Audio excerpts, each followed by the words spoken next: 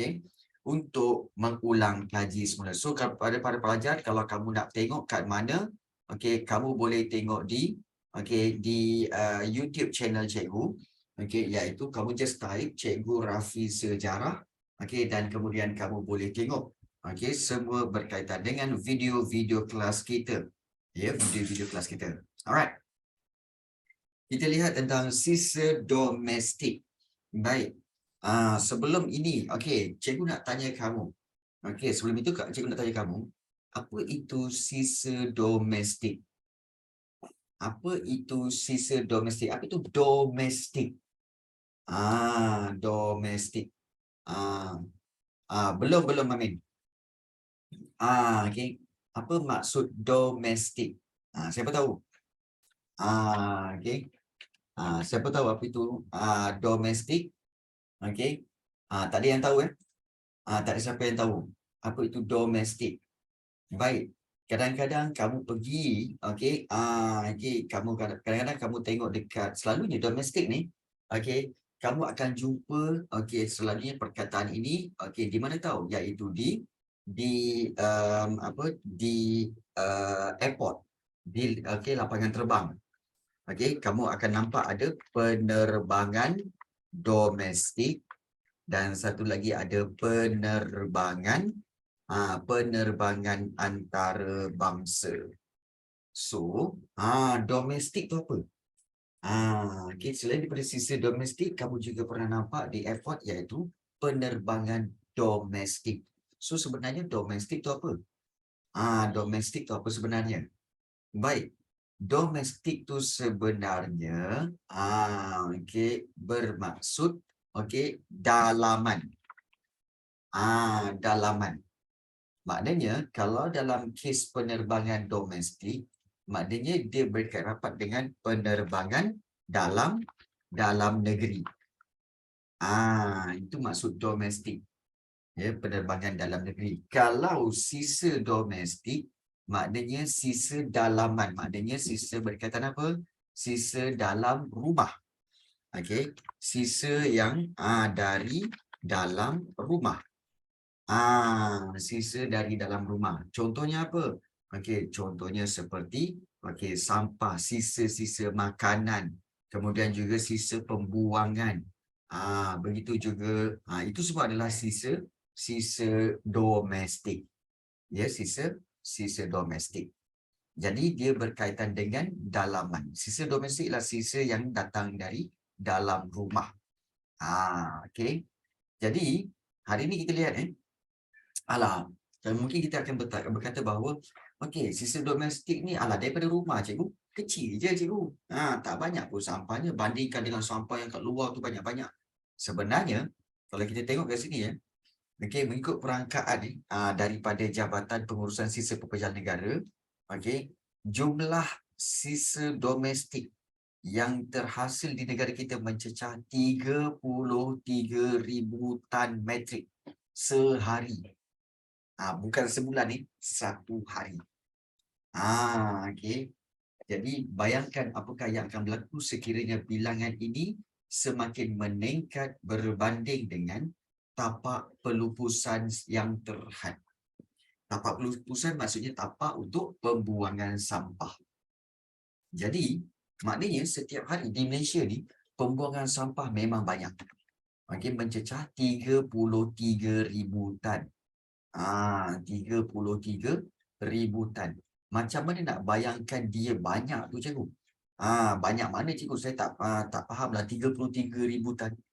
33,000 tan. Okey. Kamu bayangkan okey, satu tan tu, kamu pernah tak tengok lori yang angkat barang tu, lori yang kepala dia merah, badan dia kayu berwarna coklat. Pernah tengok tak? Lori-lori kecil tu. Tak adalah besar mana. Okey, lori yang sederhana kecil tu, kepala merah, lepas tu dia punya body tu dibuat daripada kayu yang coklat tu kan.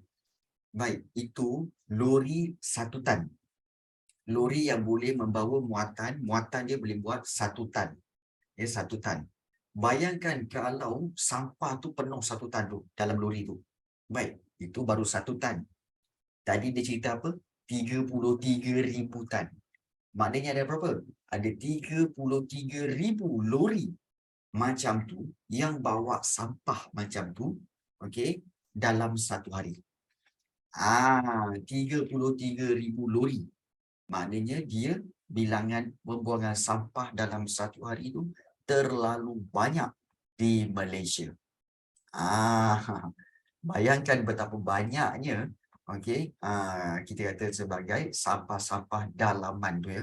Sampah-sampah, okey, domestik, sisa domestik. Baik, kita tengok jenis-jenis sisa domestik. Okey, jenis-jenis sisa domestik. Okey, jenis sisa domestik ni, okey, ada yang terdiri daripada pepejal, okey, dan cecair. Okey, ada juga dalam bentuk pepejal, ada juga dalam bentuk cecair. Tetapi boleh dikategorikan kepada dua, iaitu sama ada bahan organik dan satu lagi bahan bukan organik. Okey. Bahan organik dan bahan bukan organik. Baik, apa perbezaan dia, cikgu? Baik, perbezaan dia begini. Bahan organik, iaitu bahan-bahan ini, okey, boleh diuraikan dan boleh dilupuskan. Maksudnya, barang-barang itu ataupun sisa-sisa itu boleh dicernakan oleh tanah dan dilupuskan oleh tanah. Maknanya tanah boleh absorb dia dan boleh menguraikan dia. Lama-lama sampai dia hilang. Kalau kamu biarkan, contoh macam bahan organik ni seperti sisa makanan, sisa kebun dan juga kertas. Macam mana tu, cikgu? Okey, contohnya kalau katakan kamu makan pisang. Kemudian kamu buang pisang itu, okey, di kawasan halaman rumah kamu. Contoh halaman rumah kamu Okey, kalau kamu biarkan, lama kelamaan kulit pisang itu akan terurai, okey, dan dia akan hancur dan kemudian dia masuk dalam tanah. Itu maksudnya boleh diuraikan. Boleh diuraikan, dilupuskan. Itu dipanggil bahan organik.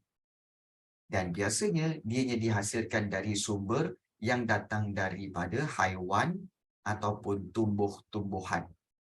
Seperti apa? Sisa makanan, sisa-sisa kebun. Sisa kebun ni macam apa?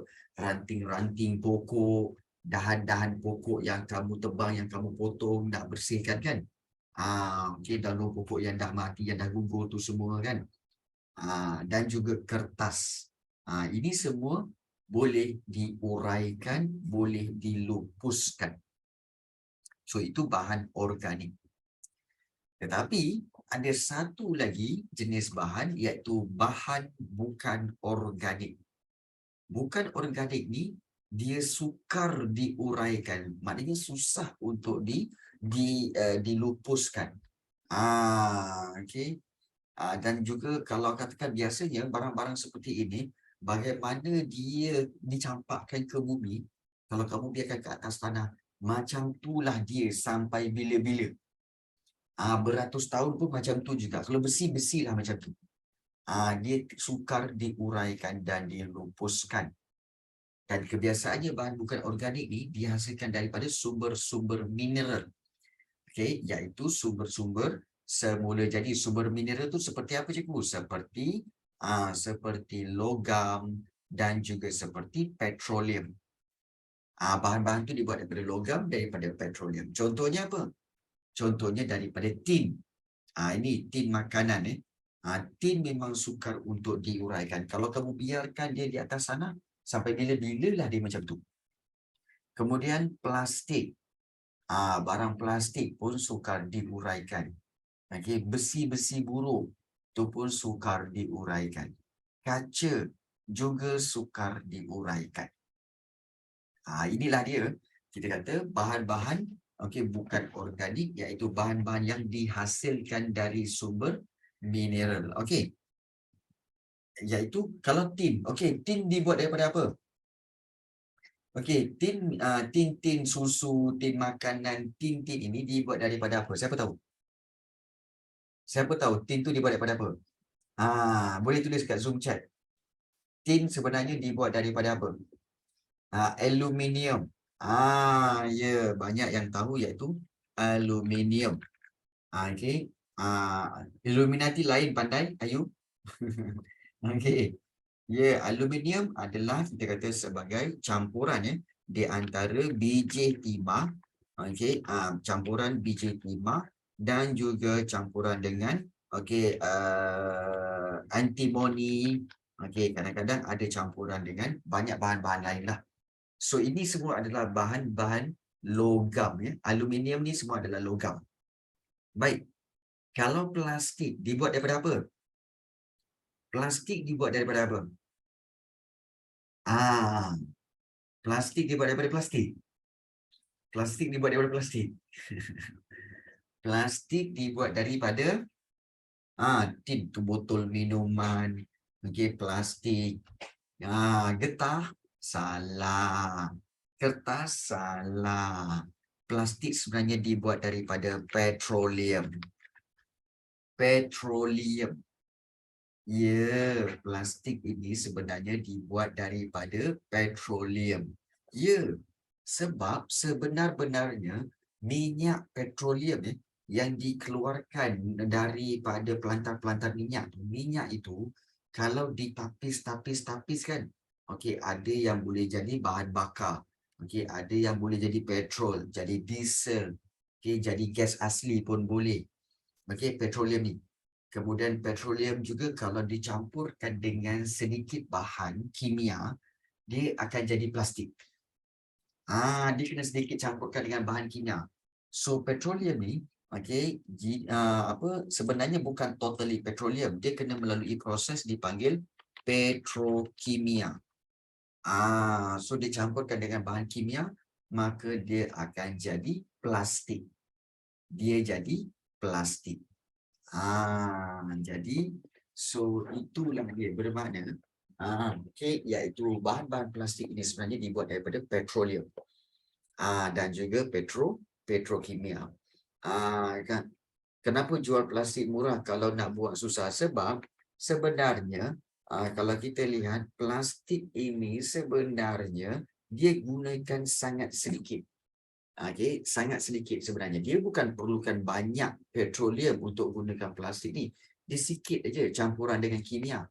Dia jadi plastik. Sebab itu dia kalau katakan plastik sampah tu semua memang murah. Tapi sekarang ni plastik pun dah mahal dah sekarang.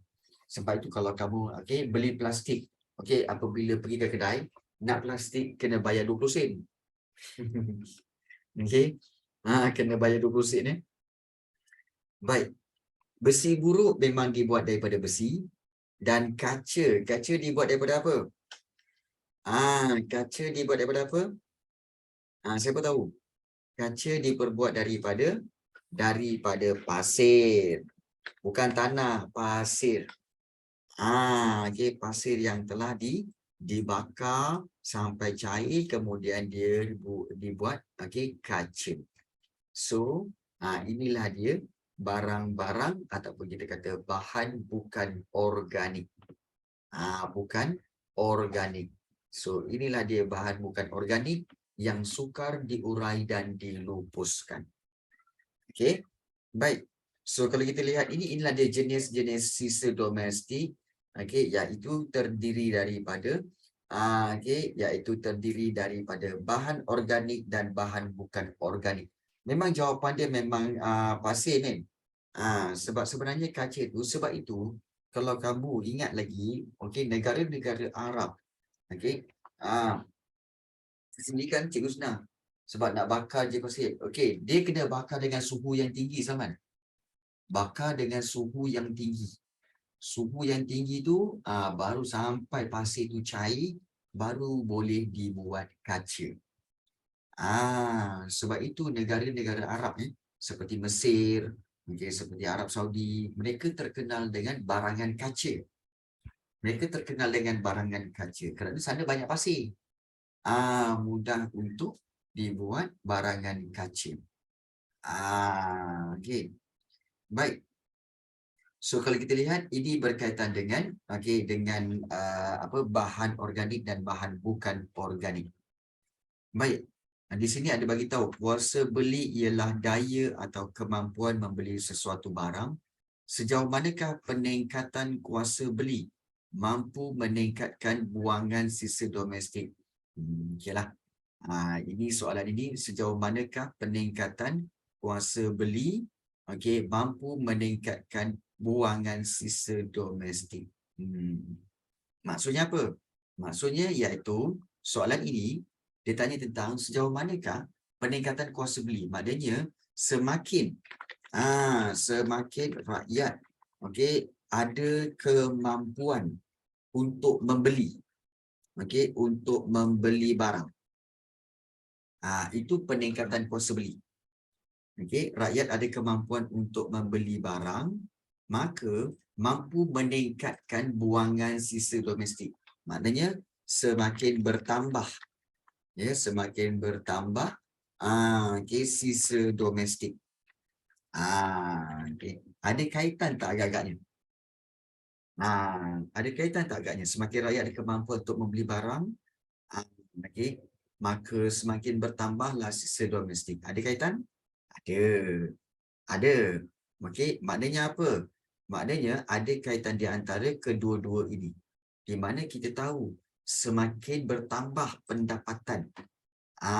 Kita boleh kaitkannya, iaitu antaranya kita kata semakin bertambah pendapatan, maknanya income, maka apa yang berlaku seterusnya iaitu semakin banyak semakin banyak barang yang boleh dibeli,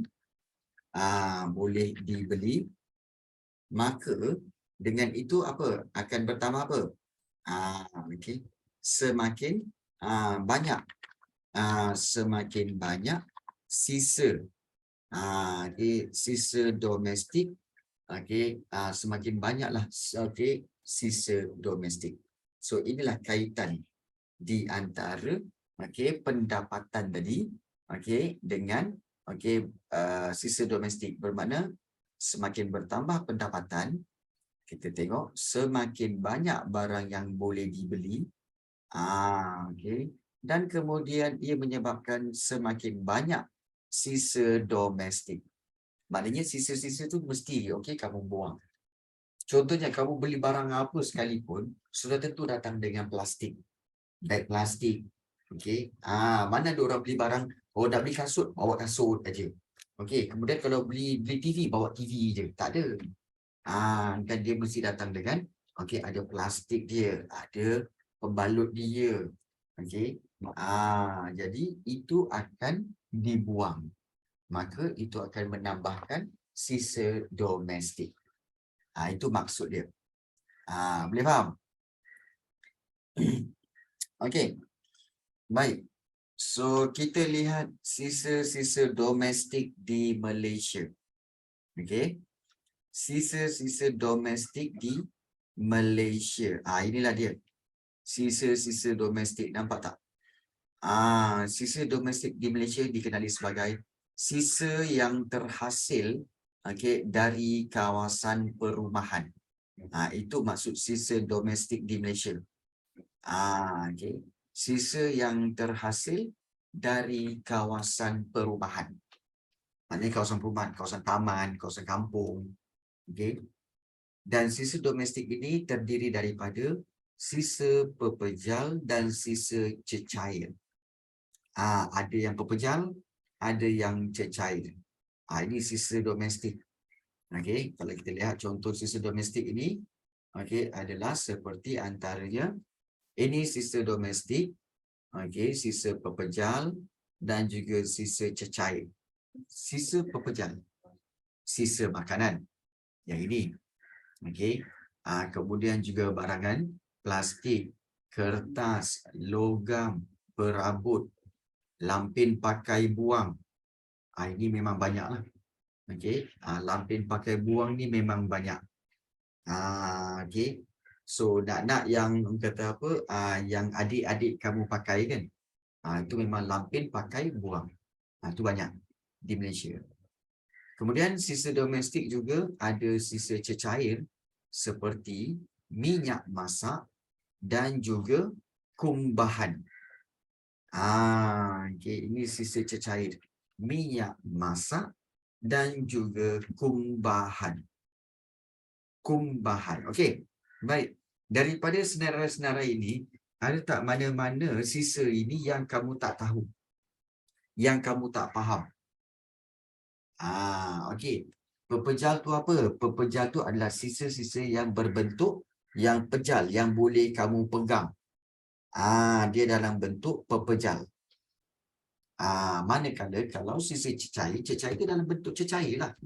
Dalam bentuk air, dalam bentuk liquid. Kalau pepejal, something yang kamu boleh pegang. So dia ada sisa pepejal, dia ada sisa cecair. Dia dalam bentuk bentuk. Okey, sisa pepejal maknanya sisa yang kamu boleh pegang seperti plastik, sisa makanan, kertas, logam, perabot, hampir pakai buang.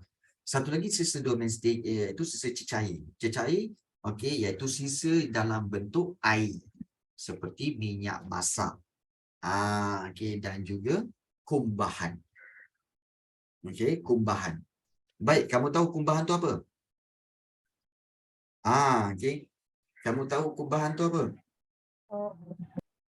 Apa dia? Kumbahan tu apa kumbahan? Okey. Proses air bukan. Ya. Sebenarnya sisa kumbahan ini bermakna sisa yang datang daripada tandas rumah kamu. Okey, tandas rumah kamu tu segala pembuangan yang kecil ke yang besar ke, semua itu adalah sisa kumbahan. Senang cerita kalau tahi ke apa semua kan, itu sisa kumbahan lah tu. Ada sisa-sisa kumbahan. Dan kenapa ditunjukkan gambar ini? Gambar loji ini. Ini adalah loji penapisan sisa kumbahan. Okey, kena ingat kamu kan kita pernah cerita kan bahawa sebenarnya apabila kamu tarik flash tu, ke manakah barangan yang kamu buang itu pergi? Okey. Bila kamu membuang, kemudian kamu tarik flash, ke manakah dia pergi? Sebenarnya dia akan terus pergi ke loji rawatan kumbahan. Dia akan terus pergi ke loji rawatan kumbahan itu dan di situlah dia akan bersihkan air, diasingkan air dan sisa najis itu. Disasingkan. Kemudian sisa najis itu akan dibiarkan kering, kemudian nanti dia akan diambil untuk dijadikan baja pertanian dan sebagainya. Manakala air itu pula akan dah bersih, dilepaskan ke dalam sungai. Jadi itulah fungsi loji rawatan kumbahan. Loji rawatan kumbahan. Okey. Baik. So itulah dia jenis sisa domestik di Malaysia, iaitu sisa pepejal dan juga sisa cecair. Okey. Ada soalan nak tanya? Ada tak soalan nak tanya berkaitan dengan mana-mana bahagian berkaitan dengan sisa domestik ini? Tak ada setakat ini kalau kita lihat apa yang telah kita pelajari tentang 13.1 dan 13.2. 13.1 ialah jenis-jenis sisa domestik, iaitu bahan organik dan juga bahan bukan organik.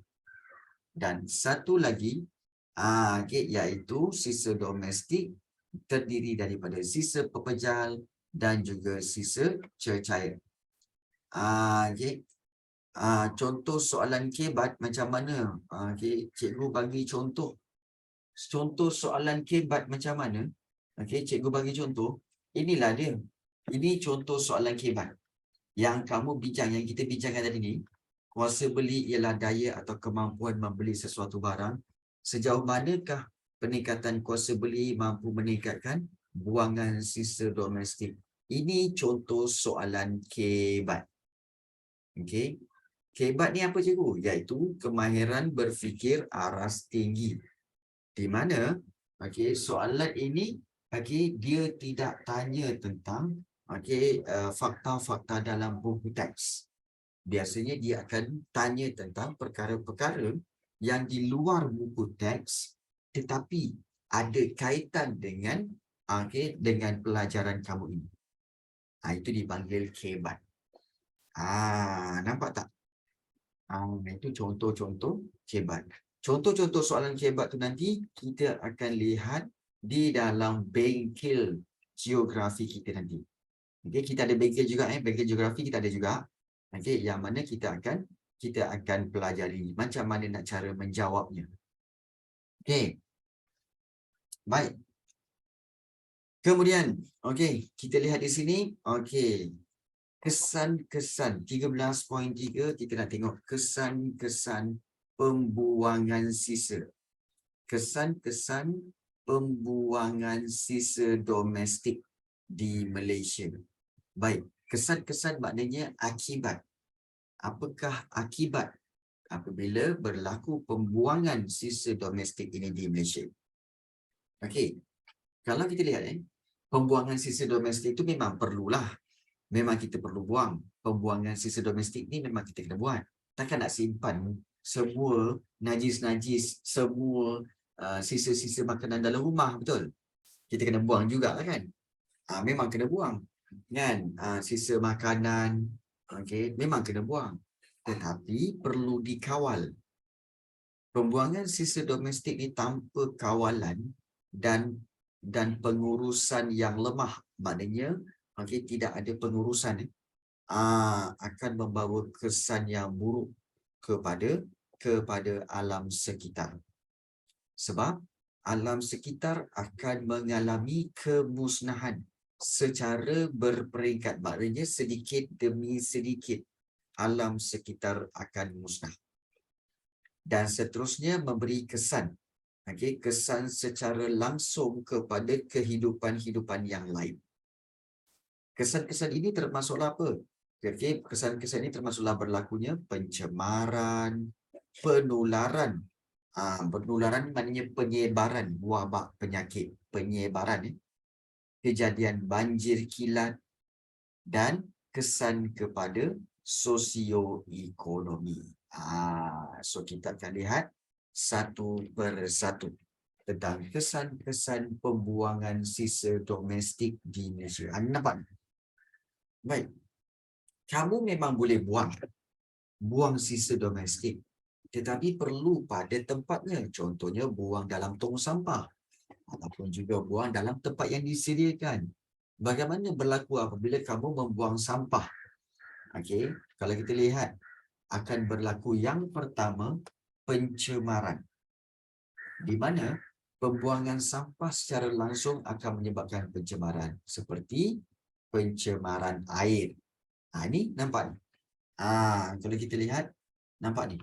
Ini sungai ni. Cikgu kenal tempat ni. Ini di Shah Alam ni. Ini di Shah Alam. Sebab cikgu tahu ini kilang ni memang ada di Shah Alam. Kemudian dia ada flat kat sini. Memang ada. Juga ada bangunan ni. Cikgu kenal bangunan ni.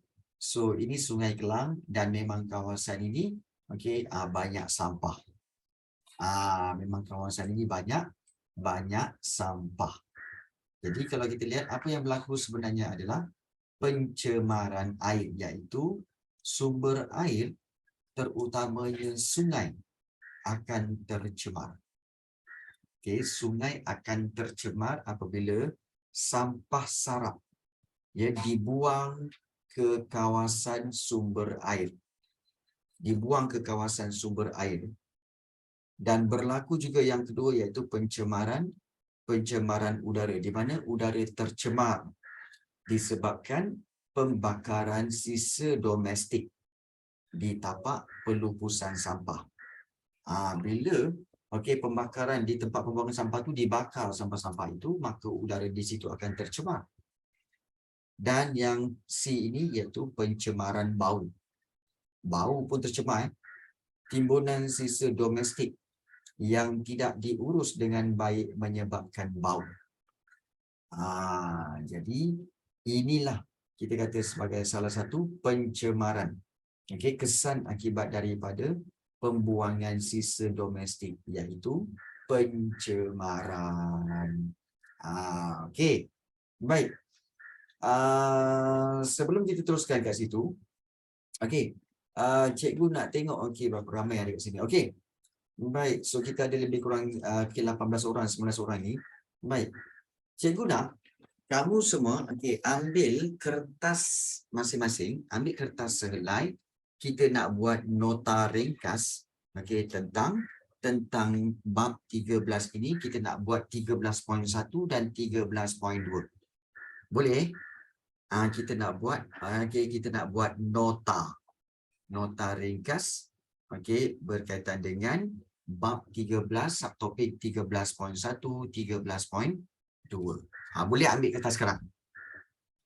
Boleh ambil kertas sekarang untuk kita buat nota ringkas daripada topik ini. Okey, dah. Kalau dah ambil, cakap dah. Kita nak buat tentang sisa domestik. Okey. Baik, dah Okey, ambil kertas dan ambil pen. Okey.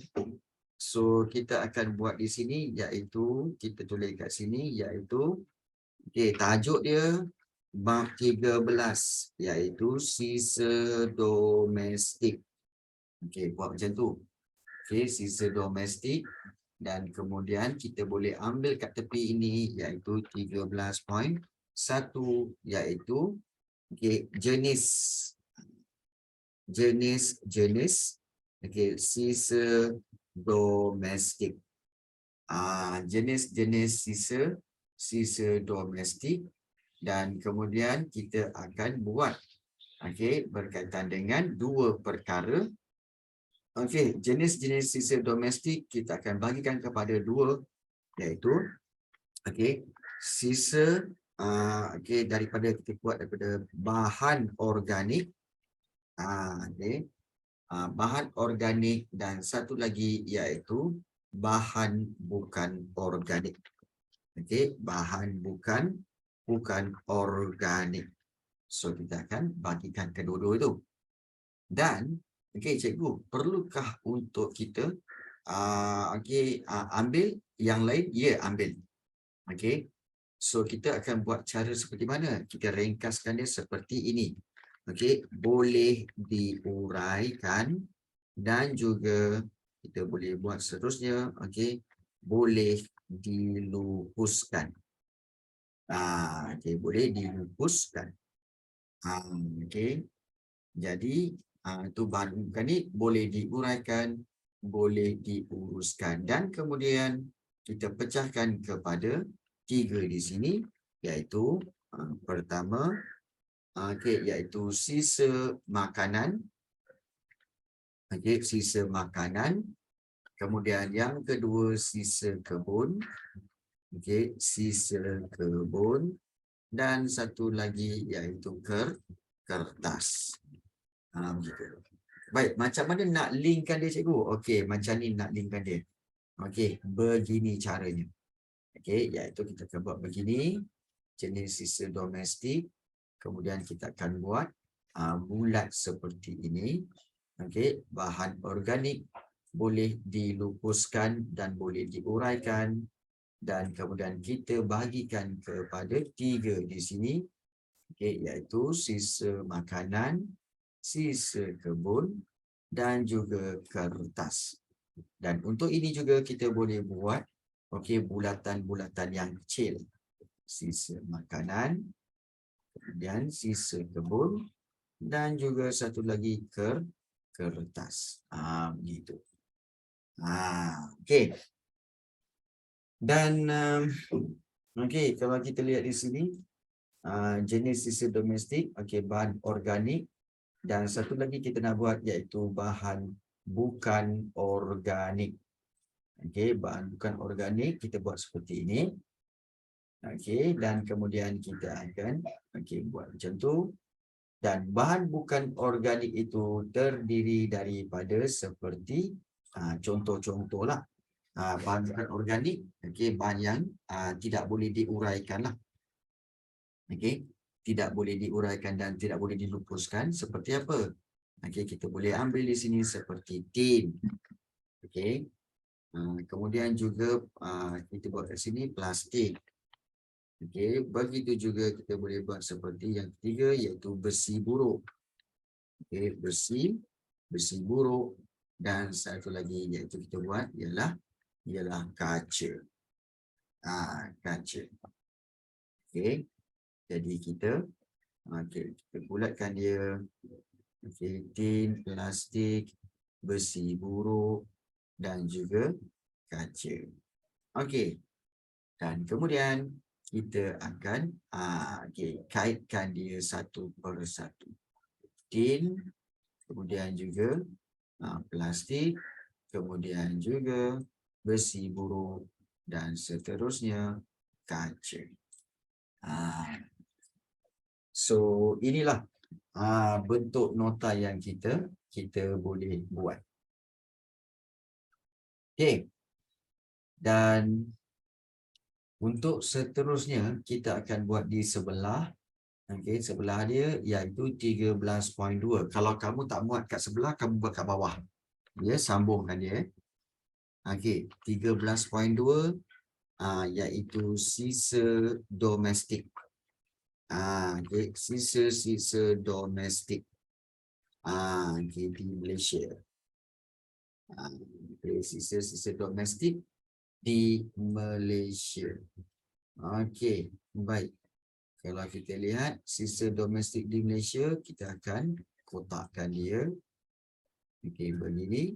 Dan kemudian kita akan bagikan kepada dua, iaitu sisa pepejal dan juga sisa cecair. So, kita juga akan bagikan sisa domestik ini kepada sisa pepejal. Okey, sisa pepejal. Dan satu lagi iaitu sisa cecair. Okey. Baik, dan antara contoh sisa pepejal adalah seperti kita boleh senaraikan kat sini. Okey. Kita kata plastik. Satu plastik. Kemudian kita juga boleh buat kertas. Okey, kertas. Kemudian seterusnya kita boleh buat iaitu logam. Okey. Kita boleh buat kat sinilah logam. Okey, logam. Kemudian seterusnya iaitu kertas. Okey. Ya. Logam dan juga perabot. Okey, perabot. Kemudian sekejap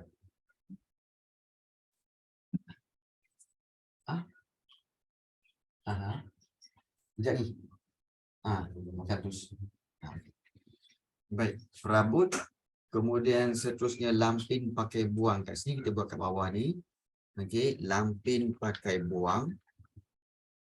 Okey, dan satu lagi kita boleh buat iaitu okey, men. Okey, dan satu lagi iaitu satu lagi iaitu iaitu sisa makanan. Sisa makanan. Okey, so apa yang kita boleh buat kat sini? Okey, sisa pepejal. Okey, kita buat contoh sisa pepejal. Okey, kita juga boleh buat dalam bentuk arrow ya.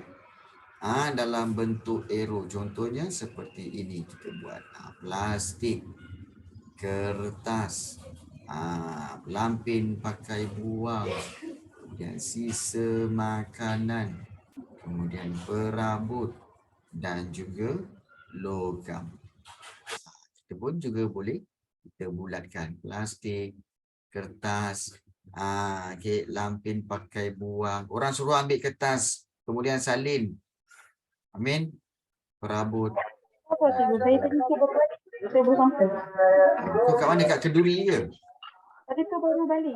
Baru sampai rumah. Okey. Baik. Kemudian sisa cecair. Cecair pula. Okey. Sisa cecair. Sisa cecair ialah minyak masak dan juga kumbahan. So kita boleh buat kat sini. Okey. Minyak masak dan satu lagi iaitu kumbahan. Okey. Kumbahan. Okay. Baik, so kita boleh buat seperti ini. Minyak masak. Okay. Dan juga satu lagi iaitu kumbahan. Jadi kita juga boleh kita boleh lukis arrow daripada sisa cecair ini, minyak masak dan juga kumbahan. Jadi lengkaplah nota kita hari ini berkaitan dengan bab 13 sisa domestik, berkaitan dengan jenis-jenis sisa domestik dan satu lagi sisa-sisa domestik di Malaysia. Okey, dah ambil?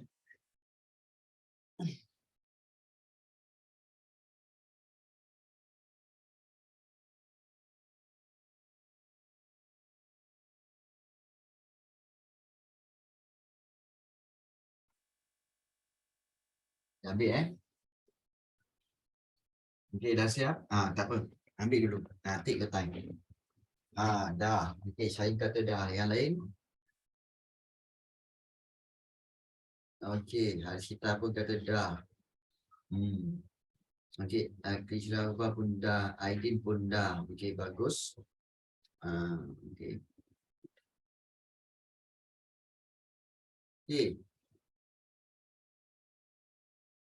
Ada lagi yang belum tu? Tak apa, kita bagi masa sikit. Okey, Haris kata dah. Wan Irfan pun kata dah.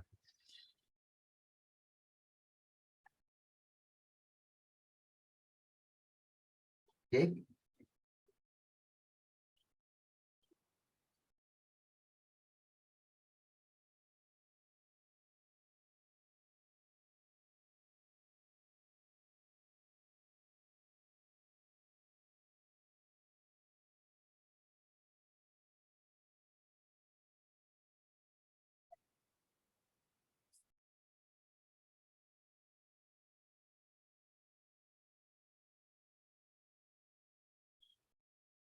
Okey, dah.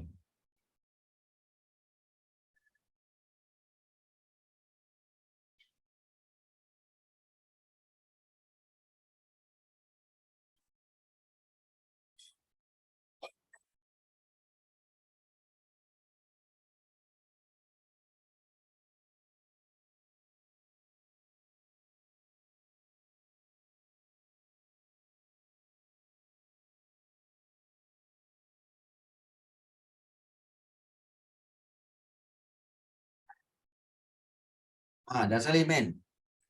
Amin baru nak salin. Pula. Saya boleh turun.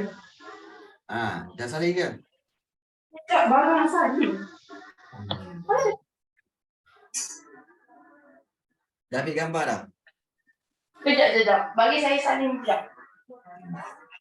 Biasalah. Okey. Baik. Dengan itu, okey, cikgu, okey.